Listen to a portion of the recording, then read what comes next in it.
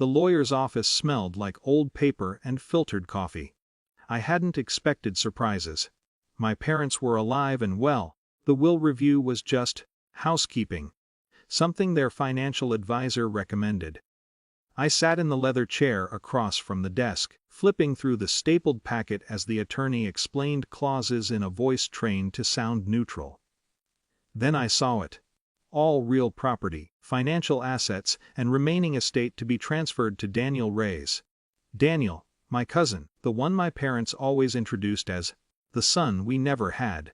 I didn't react immediately.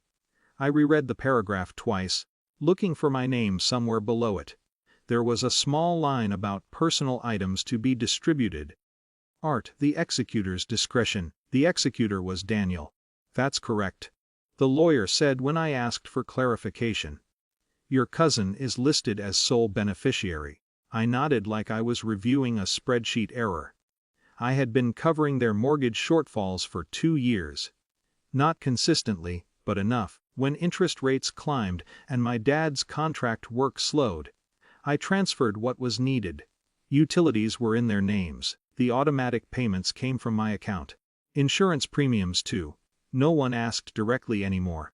It was just understood. Family helps family. Growing up, Daniel was the charming one.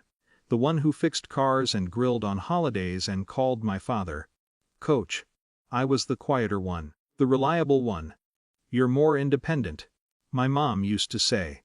Daniel needs more guidance. Guidance that somehow looked like inheritance. I left the lawyer's office with a copy of the will folded neatly in my bag. I didn't confront my parents that day. I didn't storm into their kitchen waving paperwork. I went home and opened my banking app. Cancelled the recurring transfer labeled Mortgage Assist. Removed the auto pay link to their electricity provider. Paused the insurance draft. I didn't block their numbers. I didn't send a message. I just stopped underwriting a future that didn't include me. For 3 weeks, nothing happened. We spoke about neutral things, my mom's garden, my dad's knee, the weather. No mention of money. Then, on a Thursday afternoon, my phone buzzed. Transfer the money for the mortgage. That was the entire message. No greeting. No question. I read it twice. I typed back, I'm not covering the mortgage anymore. The response came quickly. What do you mean? It's due tomorrow. I stared at the screen, thinking about how clean the language in the will had been. Sole beneficiary. Executor. I reviewed the will. I wrote. Since Daniel is inheriting the house, it makes sense for him to start contributing. 3 dots appeared. Disappeared. Appeared again. That has nothing to do with this, my mom replied. It has everything to do with this. She called within seconds. Why are you being like this? She demanded, skipping hello. I'm not being anything, I said calmly. I'm aligning responsibility with ownership. It's just paperwork, she said.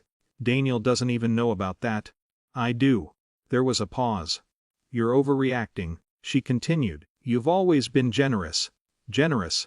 The word felt transactional. Mom, I said, keeping my voice even.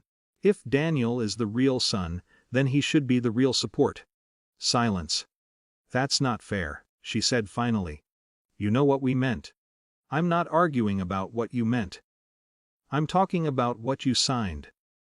In the background, I could hear my father asking what was going on. The bank doesn't care about feelings, I added. They care about payments. As if summoned by the conversation, my dad's phone rang. He answered, stepping away. I recognized the tone immediately, polite, formal. The mortgage officer. He returned to the line a minute later, his voice tighter. They said if it's not received by tomorrow there's a late fee, he said. I know, I replied. You're really not sending it? My mom asked, softer now. Another long pause. We thought you understood, she said. I do understand, I answered. I understand that I'm not part of the long-term plan, so I'm stepping out of the short-term funding. My father came on the line. You're making this about money, he said. No, I said. I'm making it about consistency. Daniel called me that evening. Why am I getting dragged into this? He asked. You're not, I said. You're inheriting a house. That's years away. Mortgages aren't. He exhaled. I didn't ask for that. I didn't ask to be removed. That ended the conversation.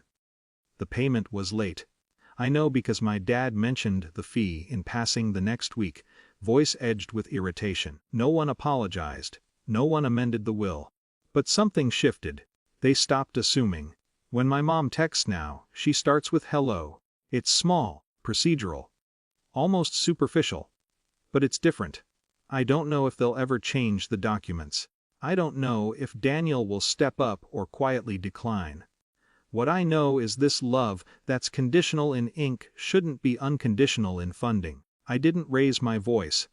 I didn't threaten to cut them off entirely. I just stopped pretending that being replaced symbolically meant nothing practically.